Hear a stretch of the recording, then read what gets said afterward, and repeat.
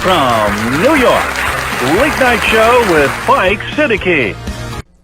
अस्सलाम वालेकुम साहिबों, बात करेंगे आपसे आज लाहौरी हाई कोर्ट पे, यानी लाहौर हाई कोर्ट जिसको अब लोग कहते हैं लोहे से तजवीज़ देते हुए लोहारी हाई कोर्ट।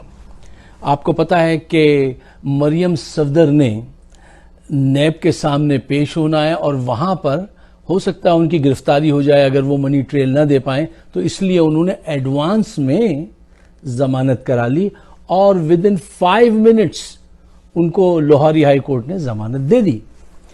इससे पहले कि जरा इस तफसील में उतरें, कुछ और हकायक आपके सामने रखना चाहता हूं। इसी लाहौर हाई कोर्ट ने एक पान वाले को, जिसको 5 दिन की कैद हुई थी, 5 दिन की, उसको 6 साल के बाद रिहाई दी थी। इसी लाहौर हाई कोर्ट ने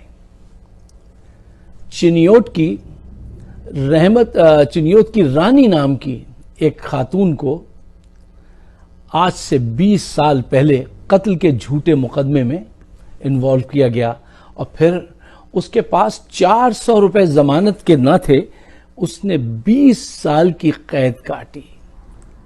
20 साल के बाद उसको जब रिहा किया गया और कहा तुम्हें बाइज्जत रिहा किया जाता है, तो वो रोते रोते हिचकियों में बोली, साहब ये कहते हैं बाइज्जत बरी किया, ये क्या होता है?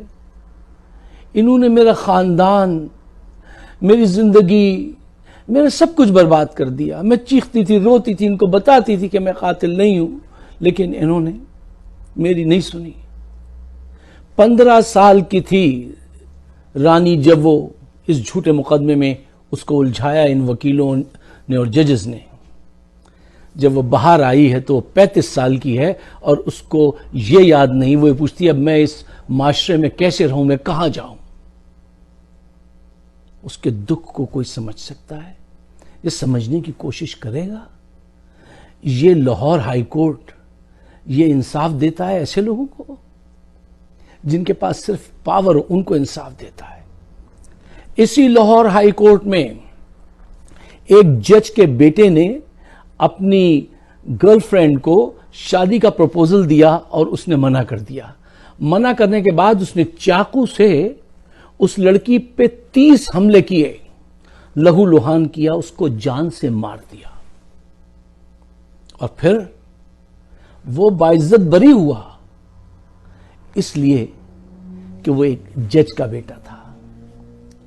इन अदालतों से, जिनको कहते हैं ना बिचेस ऑफ द रिचेस, किसको इंसाफ मिलेगा? कौन यहां जाता है इंसाफ ढूंढने? क्या अच्छा शेर है कि इंसाफ ढूंढने आए हो अदालती ऐवानों में। ये कोठा है, यहां इंसाफ नहीं रुसवाई रहती है, ना इंसाफी रहती है।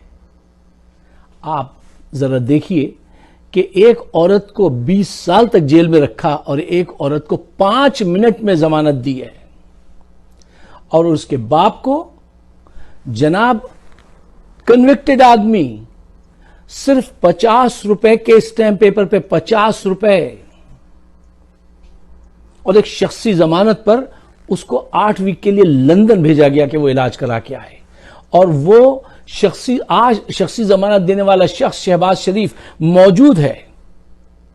क्या आज तक अदालत ने उसको एक नोटिस भी भेजा है कि भाई तुमने तो जमानत दी थी इस आदमी की और ये आदमी कहां है? एक नोटिस नहीं भेजा इन्होंने आज तक उसको।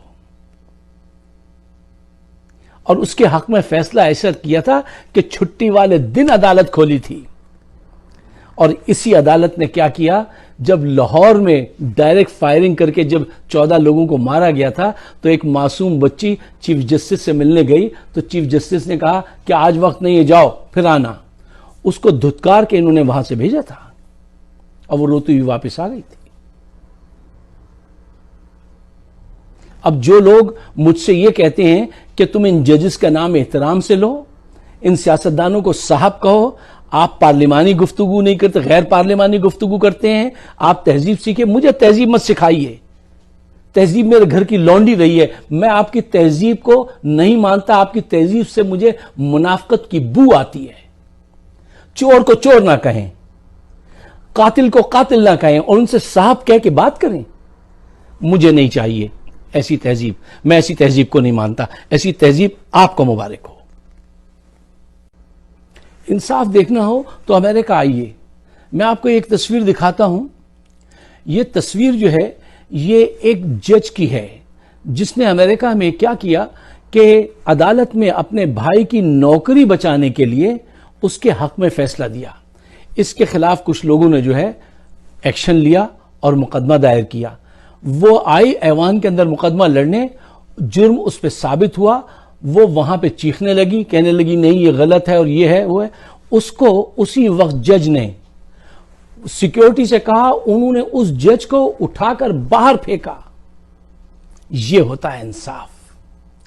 یہ توقع کر سکتے ہیں آپ پاکستان میں کہ کوئی کسی جج کے ساتھ ایسا ہوگا؟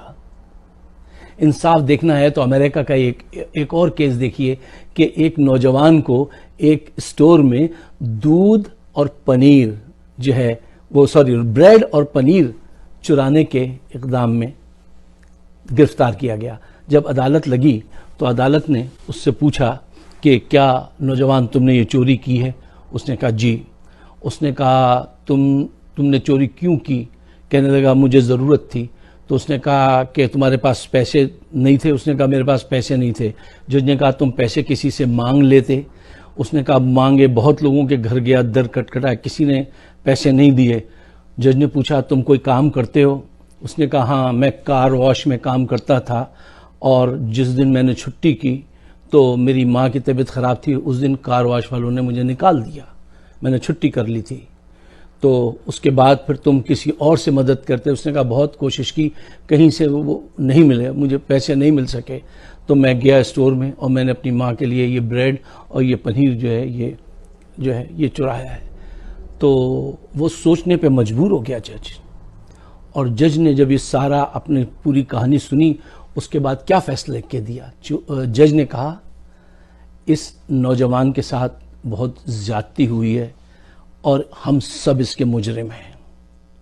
سب لوگ بشمول میرے $10 دے کے پھر اس کورٹ روم سے باہر جائیں گے، اس سے پہلے کوئی باہر نہیں جائے گا. اور اسٹور پہ میں $1000 کا جرمانہ کرتا ہوں کہ اس نے اس وقت اس کو پکڑا اور اس کو برا بھلا کہا، اس کو ابیوز کیا، اس کو مارا. اور اگر کل تک اس نے $1000 نہیں جمع کرائے تو اس کو سیل کر دوں گا اس کے اسٹور کو. سب سے پہلے جج نے $10 نکالے، رکھے میز پہ. سارے لوگ بیٹھے ہوئے تھے جو زارو قطار رونے لگے کہ یہ انصاف ہے. اور وہ بچہ، وہ نوجوان، وہ ہچکیوں سے روتے روتے جج کی طرف دیکھتا رہا. اور جج نے جا کے اس سے کہا کہ یہ جاؤ اور کوئی کام شروع کرو. یہ ہے انصاف. جج نے کہا اس نے جو چوری کی ہے اس کی بنیاد کو جانو، اس معاشرے کے عیب کو جانو، پہچانو. یہ ہوتا ہے انصاف.